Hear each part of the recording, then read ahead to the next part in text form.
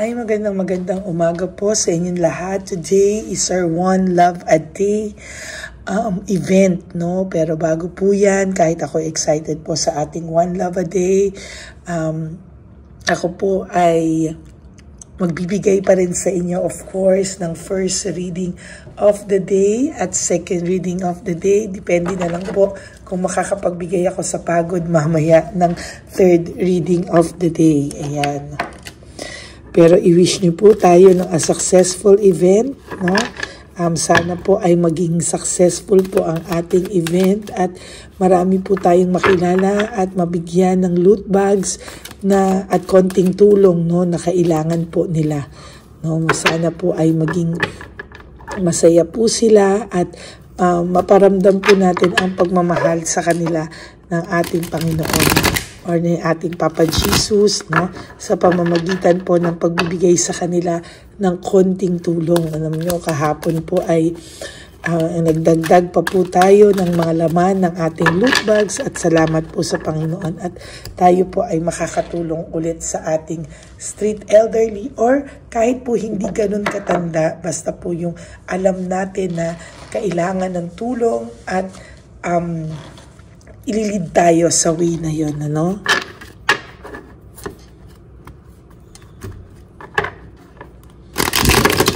Yan. So, ano kaya ang makikita natin sa first reading of the day? Pili na po tayo ng 10. 1,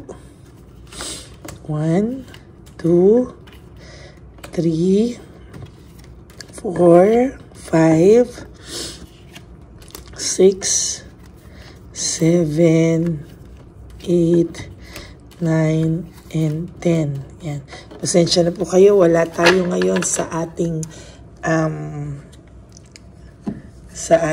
studio dahil po yun nga sa ating One Love a Day, no, sa mga tutulong, sa mga loot bags, hindi po kasi sila kasya sa aking tahanan. Yan, no, balasahin lang po na po natin yung mga nahuhulog.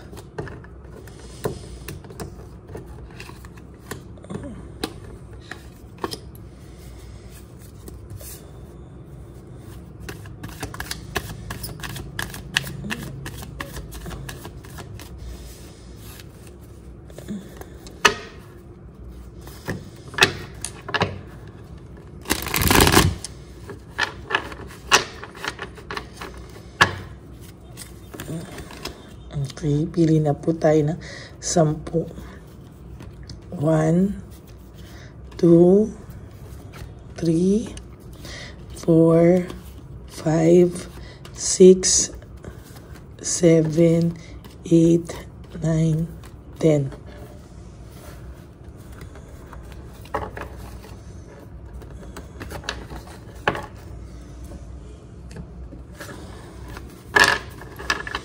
Huwag niyo pong skip to dahil dito po tayo kumukuha ng energy and connection nating dalawa.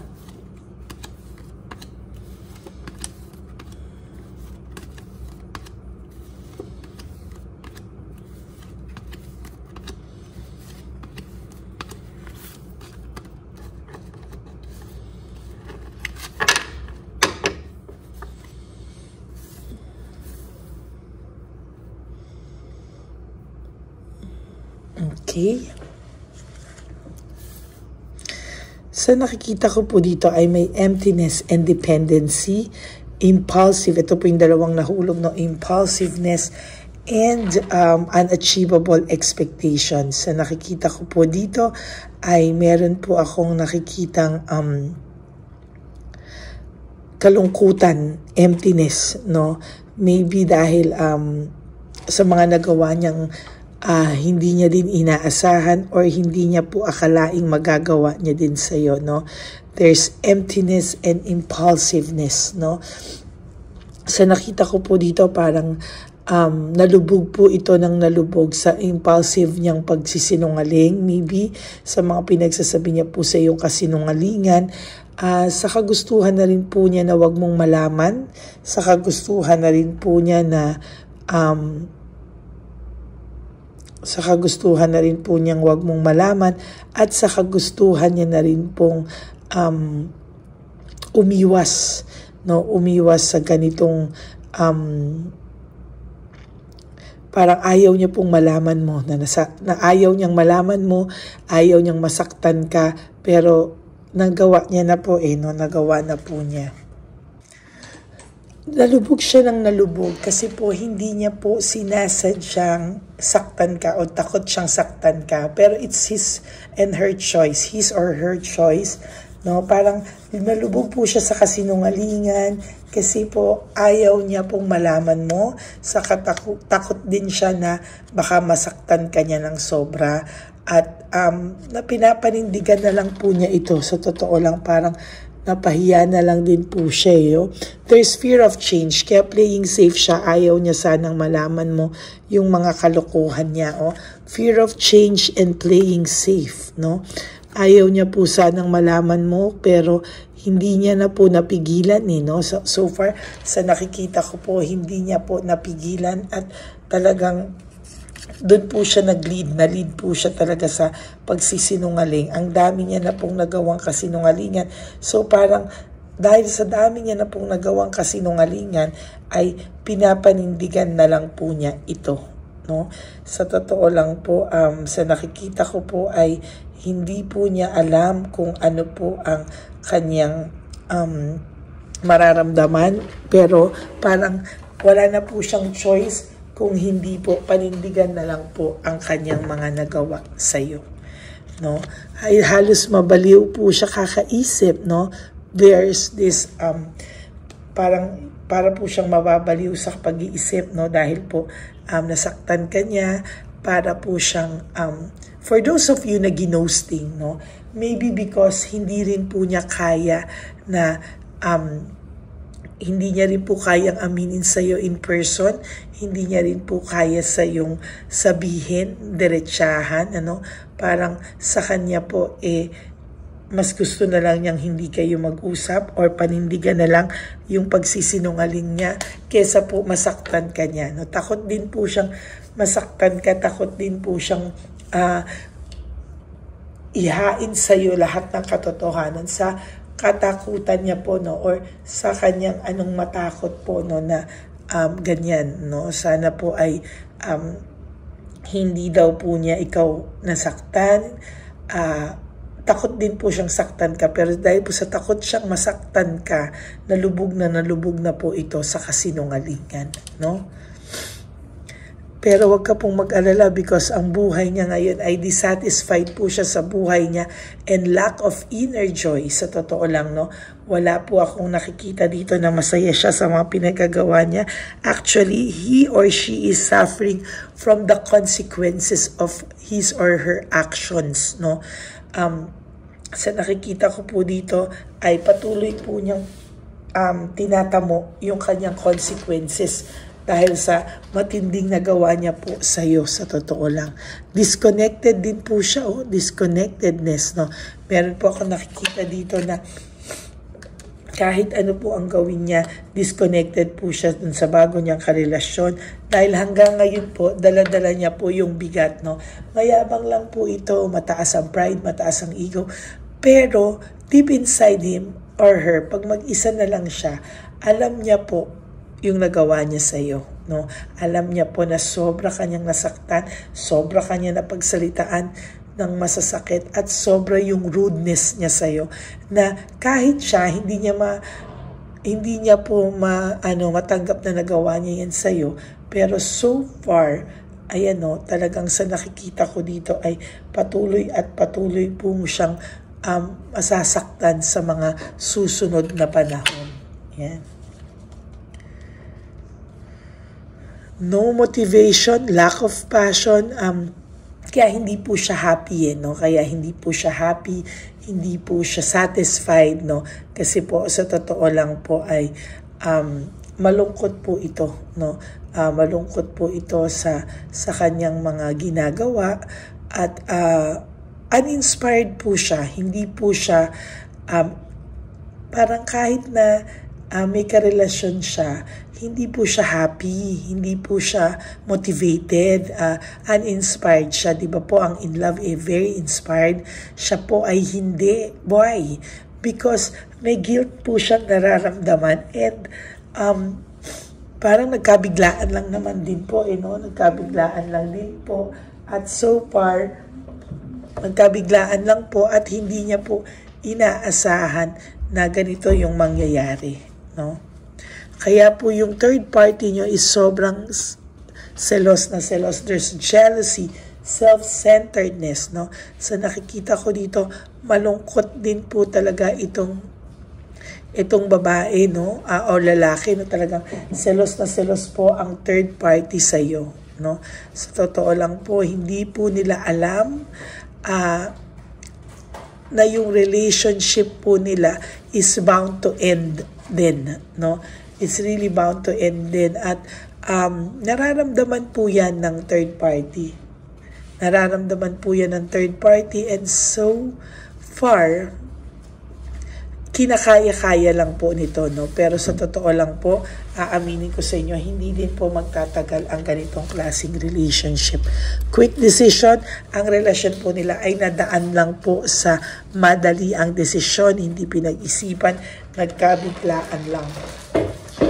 Lumabas po yung pagiging emotional insecurity, emotional immaturity, no? May insecurity at disappointment po akong nakikita dito sa barahan niya. There is this one-sided love affair. So nakikita ko po dito, one-sided lang po ang kanilang samahan. Maybe one of them is pinipilit, one of them is disconnected, no? Ayan. There's fear of change. May takot pa rin po ang person nyo na tuluyan kang mawala sa kanya, no? Kaya sa totoo lang po, ingat na ingat din po ang person nyo na mag-give up ka totally, no? Kaya for some of you, hinuhold kayo ng person nyo. For some of you, hinuhold kayo. For some of you, hindi po kayo binibitawan ng ganon-ganon lang. Though, for some of you, there's lack of initiative, no? May mga ways po siya on how na ikaw po yung lumapit, ikaw po yung parang ikaw pa yung gusto niyang pumunta sa kanya at magmakaawa, pero wag mo pong gagawin yan, ano? So ayan po, kahit anong gawin niya ngayon, yung blessings mailap, work without result, no?